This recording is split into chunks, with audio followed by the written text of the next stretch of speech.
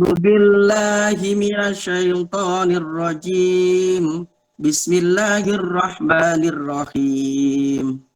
Wa min ayatihi an khalaqalakum min anfusikum azwajan litaskunu ilaiha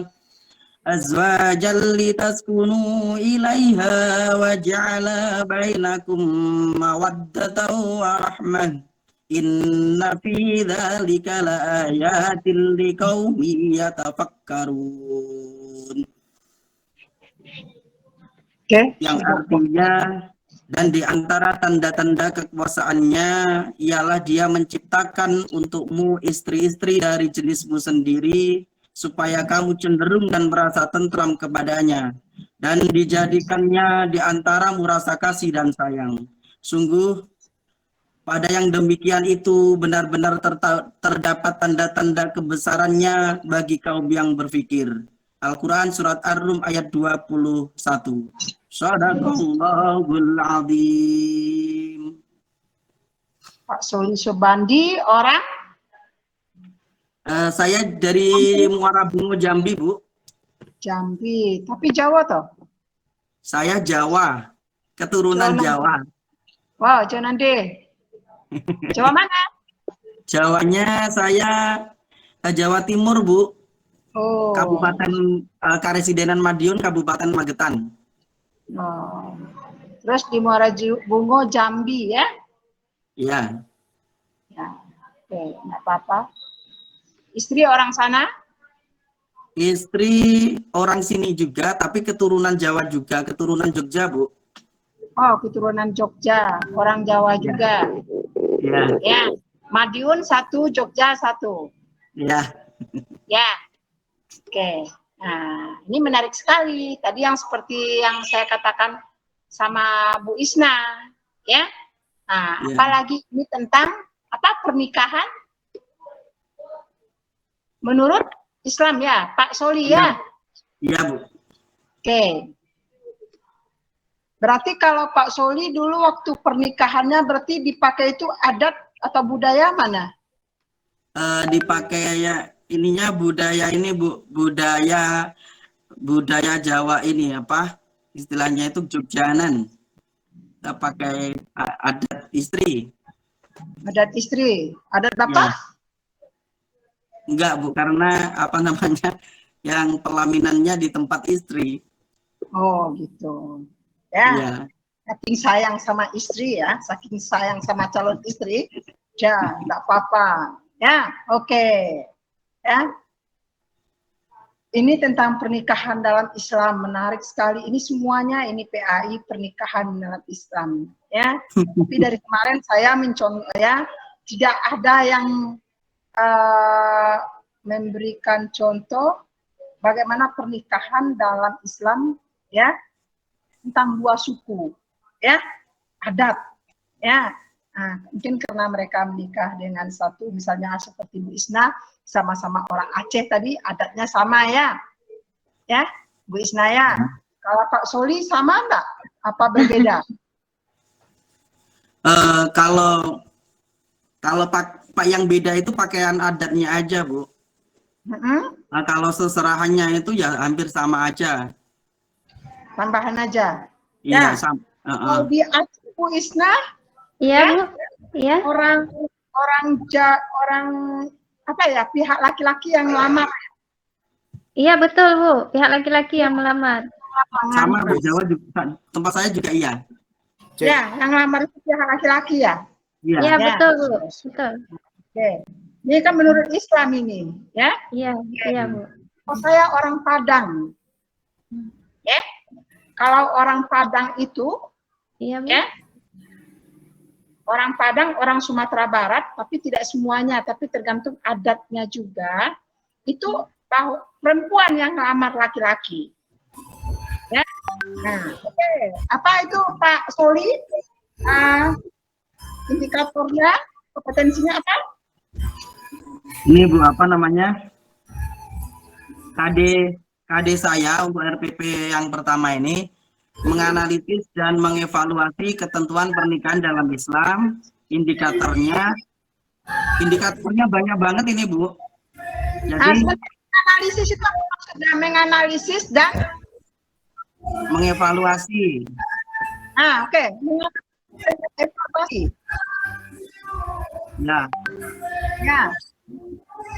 Apa yang dianalisis? yang dianalisis itu pengertian pernikahannya, dalilnya, tujuannya, hukumnya, mahramnya, sama hak dan kewajiban sebagai suami istri. Itu. Ya, Ya, oke. Lanjut. ya. Selanjutnya, Bu, untuk semua indikator dalam KD ini, itu indikatornya banyak banget, Bu. Ini sudah mengalami revisi. Kemarin itu sedikit, tetapi mengalami revisi dengan dosen dan guru Pamong. Jadi ada 9 indikator untuk ada 12 indikator, yang 9 indikator masuk pertemuan pertama ini. Jadi yang pertama itu menjelaskan pengertian pernikahan dalam Islam, yang kedua itu mengidentifikasi dalil tentang pernikahan dalam Islam, yang ketiga menganalisis tujuan pernikahan dalam Islam, yang keempat itu menganalisis hukum pernikahan dalam Islam, yang kelima menganalisis mahram pernikahan dalam Islam, yang keenam mengidentifikasi rukun dan syarat pernikahan dalam Islam, yang ketujuh mengevaluasi pernikahan menurut undang-undang di Indonesia, yang kedelapan menganalisis hak dan kewajiban suami istri, yang selanjutnya menganalisis hikmah pernikahan dalam Islam, yang selanjutnya menjelaskan ketentuan talak, yang selanjutnya menjelaskan ketentuan rujuk, dan selanjutnya menjelaskan ketentuan masa iddah. Tetapi ini dibagi menjadi 2 pertemuan, Bu. Itu banyak ya? Iya, Bu. Jadi kami mengalami revisi, Bu. Jadi rata-rata kami itu tadinya cuman sedikit untuk 1 pertemuan, tetapi mengalami revisi, harus memasukkan talak, rujuk, dan masa iddah. Jadi banyak, Bu. Oke. Ya. Nah, yang pertama tadi apa, Pak Soli? Menjelaskan pengertian pernikahan dalam Islam, Bu. Seperti apa pernikahan dalam Islam?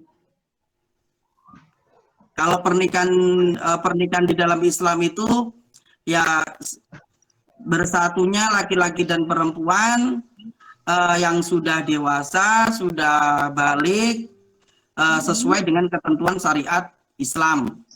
Yang jelas itu. Apa syariatnya itu apa saja dalam syariat Islam? Ketentuannya itu? Ketentuannya ya, Bu.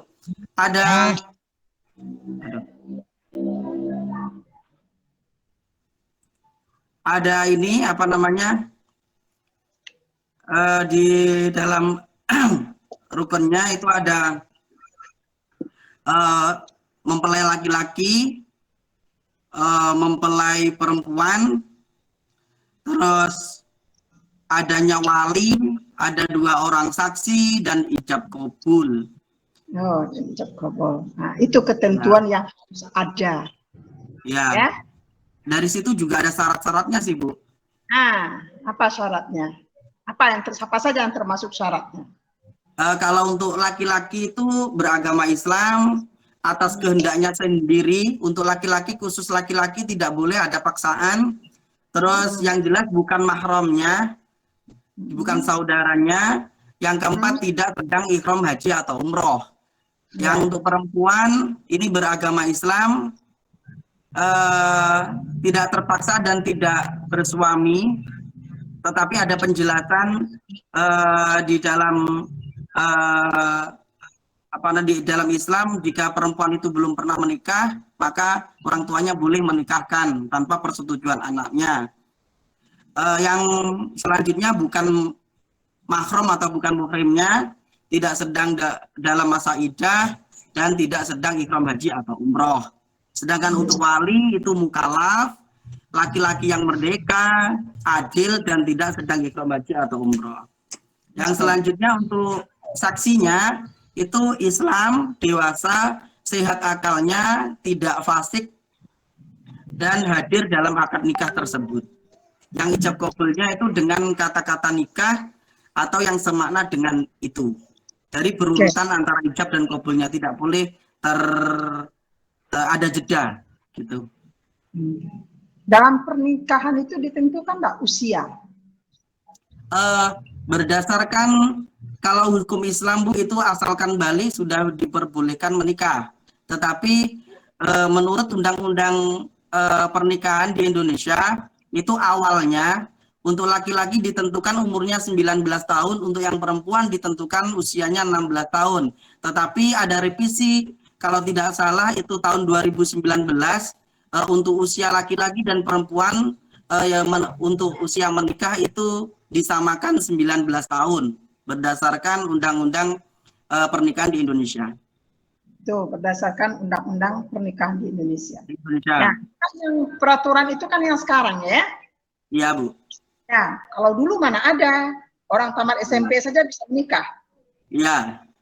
Ya, orang tamat SMP saja bisa menikah, tidak ada ketentuannya. Ya, tapi kalau sekarang sudah diatur, ya, sudah diatur, ada peraturan, ada undang-undangnya. Ya, apalagi sekarang, ya, laki-laki berusia kata Pak Soli tadi di usia 19 tahun.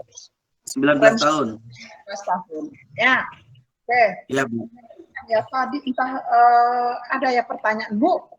Bagaimana dengan pernikahan? Ada yang melakukan, siapa itu yang lupa saya namanya ini? Perempuan yang dinikahi 13 tahun itu. Itu gimana hukumnya itu? Kalau berdasarkan syariat Islam, maka pernikahannya itu diperbolehkan. Pernikahannya tetap sah, Bu. Nah, tapi katanya suka sama suka tadi pernikahannya. Ya, itu kan dipaksa. Ya. Ya Bu, ini tadi di penjelasannya saya jelaskan tadi, khusus untuk perempuan yang belum pernah menikah, maka dia boleh dinikahkan oleh walinya tanpa persetujuan wanita tersebut. Aduh, kayak gini enak sama dia ya Bu Isna ya. Ya, enak sama dia, nggak enak sama kita katanya. Ya. Iya Bu. Bapak-bapaknya wanita ya, bapak-bapak ini ya. Peraturannya bukan kita yang bikin, Bu. Nah, ulang lagi nggak dengar saya? Peraturannya kan bukan kita yang bikin, Bu. Iya. Peraturan ya, jangan melanggar peraturan. Ya. Kalau bapak-bapak nggak apa-apa melanggar peraturan ya. Iya, Bu. Aja itu bercanda ya. Nah, oke. Ya, apa tadi? Kok KI-nya itu KD-nya?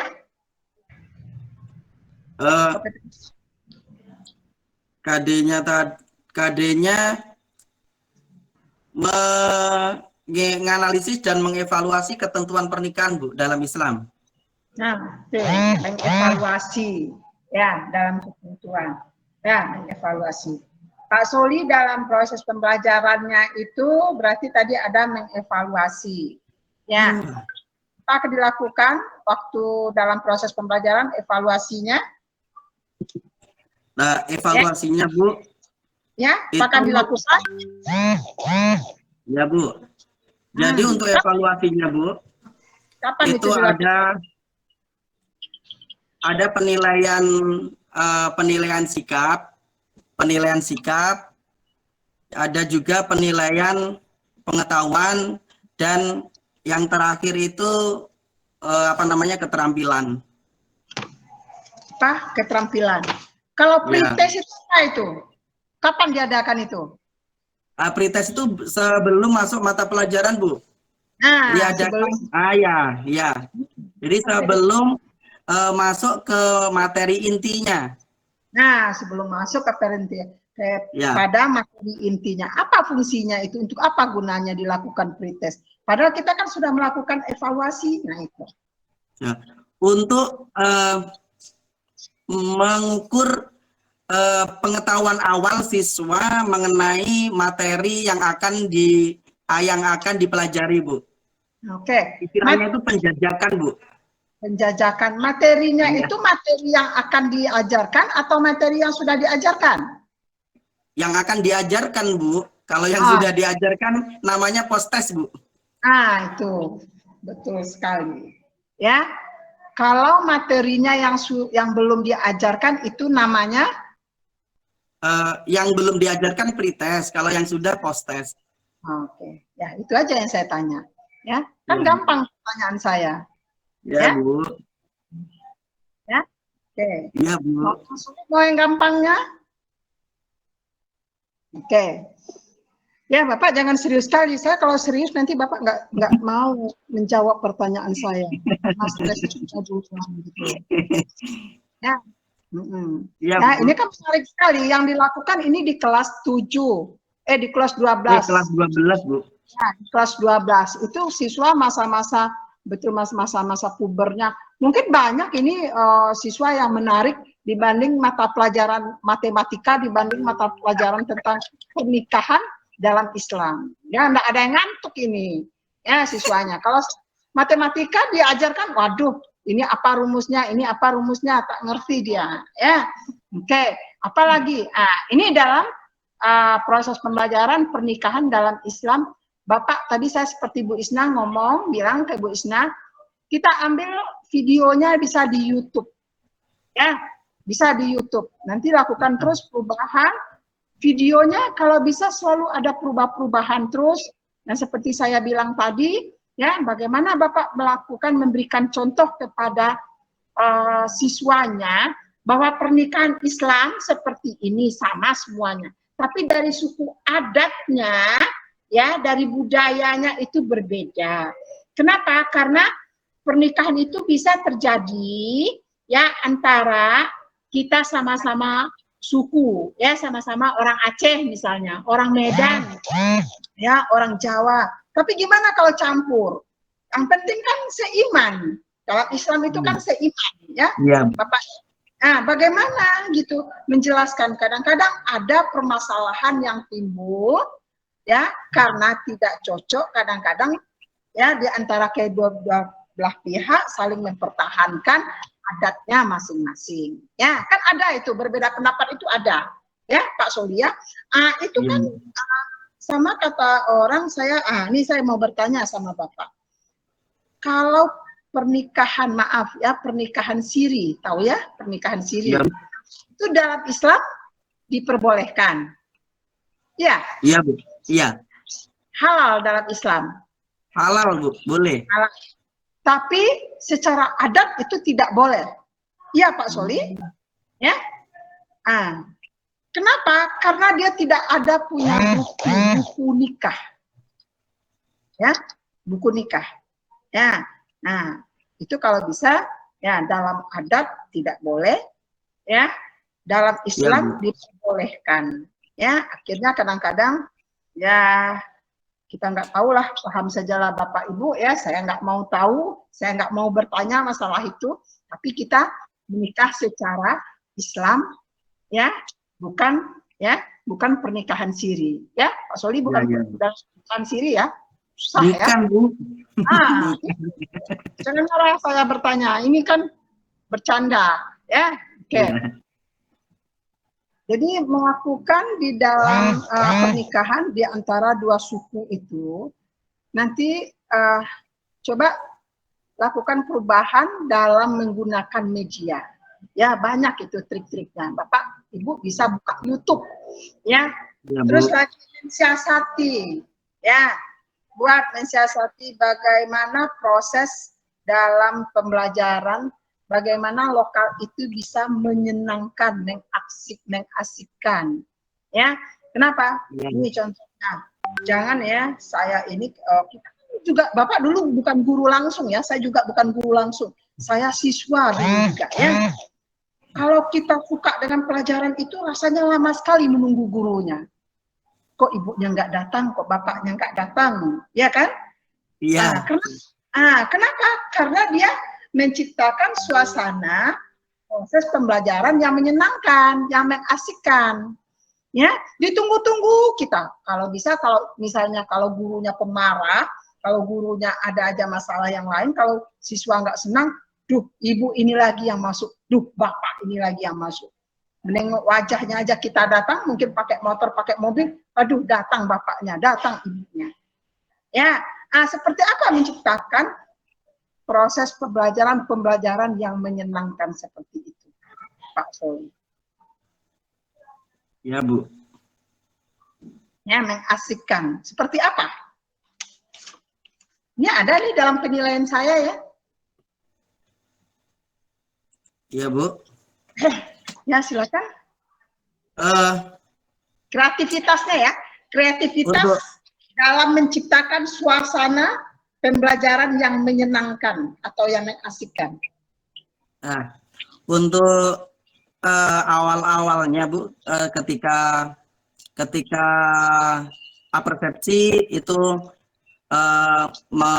menanyakan siswa tentang seputaran pengetahuan awal tentang pernikahan sebelum masuk ke materi. Setelah itu diberikan video motivasi yang saya pakai itu lagu-lagu, Bu. Nah, lagu yang Cintai Aku Karena Allah kemarin yang saya pakai itu, Bu. Nah, apa lagunya? Saya kalau mendengar cinta itu berdiri kuping saya. Cintai Aku Karena Allah, Bu.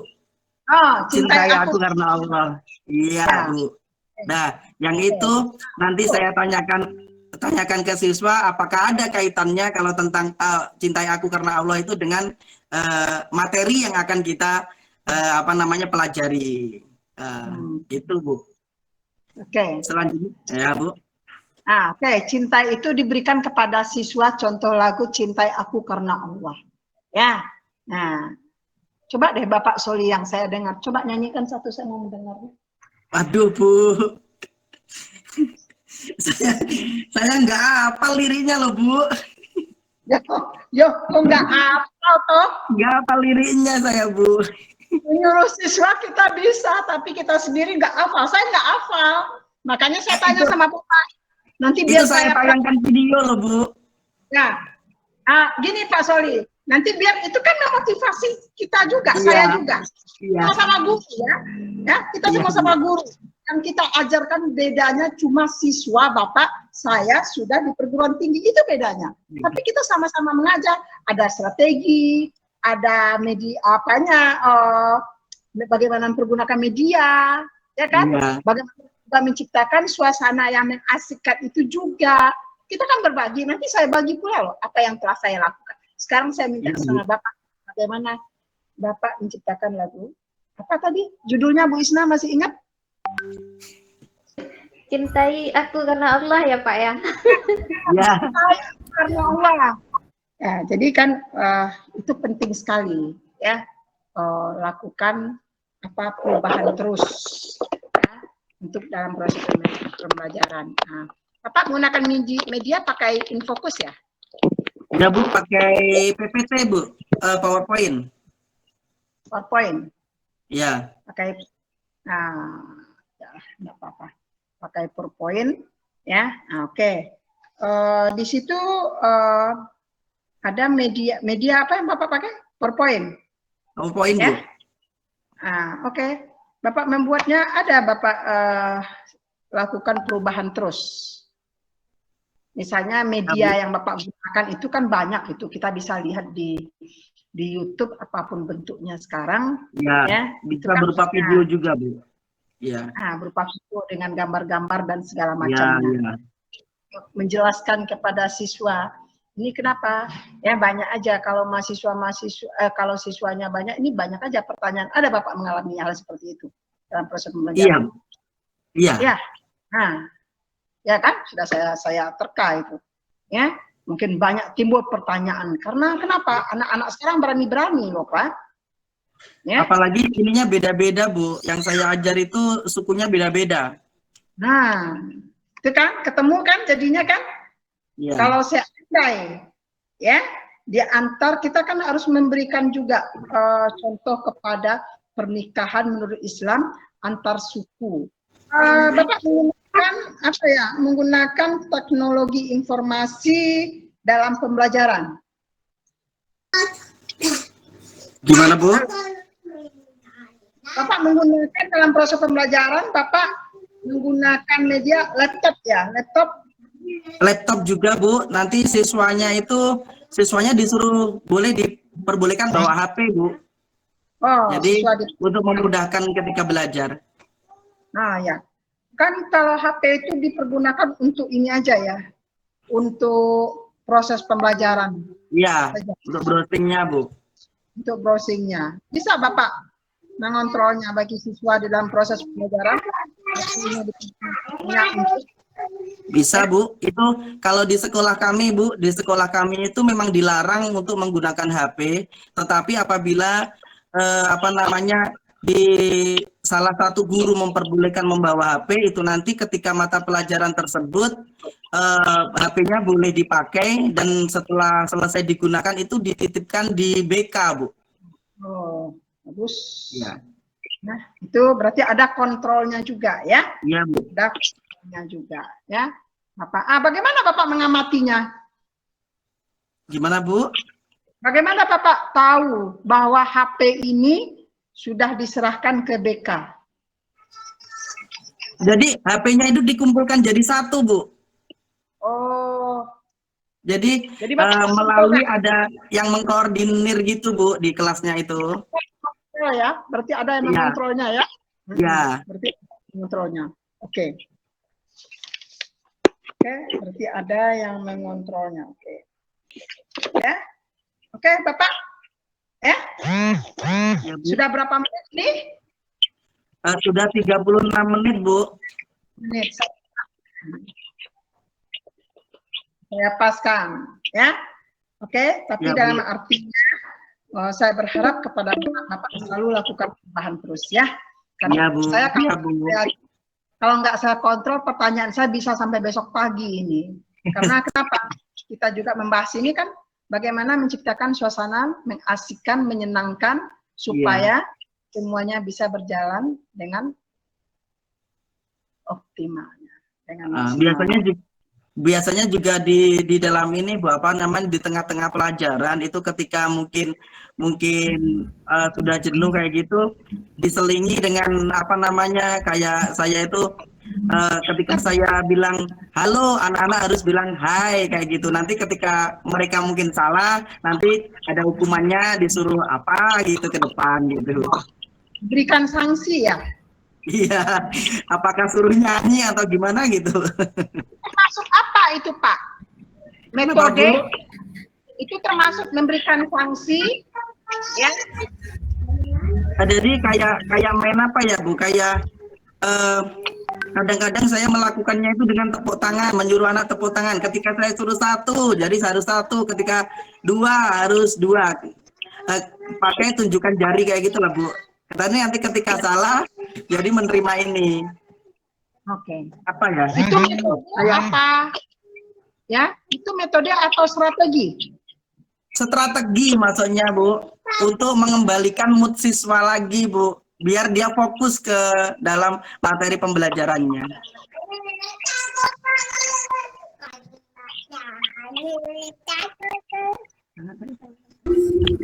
Pak Anhar, waktunya ada peringatan 10 menit lagi kayaknya tadi. Oke. Nah, udah. Pak, nggak usah itu dipikirkan, Pak. Yang penting kita berjalan. Oke, kalau pas mati lagi nanti ya. Oke. Kita cukupkan, Pak Soli. Semangat terus buat Iya, Bu. Iya, Bu. Ya. Keluarganya semoga selalu tambah maju, lakukan terus. Amin, amin. Amin, amin. Oke, semangat. Ya, Bu. Oke. Ya, Bu.